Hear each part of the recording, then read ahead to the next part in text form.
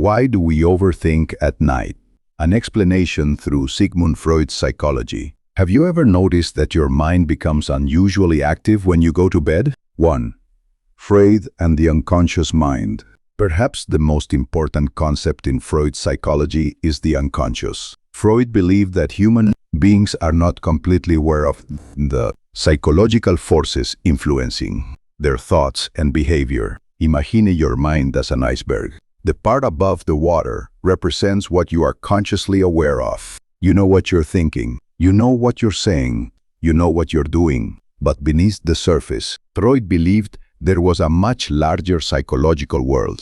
This unconscious part could contain memories, emotions, wishes, fears, impulses, and conflicts that are difficult or uncomfortable for the conscious mind to acknowledge. During the day, you may be able to keep your attention focused on external activities. You have things to do, people to talk to, problems to solve, messages to answer. Your attention is constantly moving outward. But at night, the external world becomes quieter. And this is where Freud's ideas become particularly interesting. When external distractions decrease, your attention may turn inward. Thoughts that were ignored during the day can suddenly become noticeable. You may think, why am I still thinking about that person? Why does that conversation bother me so much? Why am I afraid of tomorrow? Why can't I stop thinking about what happened?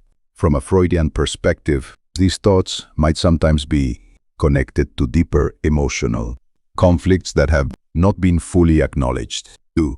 Repression, the things we push away. Another central idea in Freud's psychology is repression. Freud believed that people sometimes push uncomfortable thoughts, memories, wishes, or emotions out of conscious awareness. For example, imagine someone hurts your feelings. During the day, you might tell yourself, "It's okay. I don't care. I'm over it." You continue your normal activities, but perhaps emotionally you haven't completely processed the experience. The feeling may remain psychologically significant, even though you aren't consciously thinking about it all day. Then nighttime comes. You lie down. There is nothing demanding your immediate attention. Suddenly, you remember the conversation. You replay the person's words. You imagine what you should have said.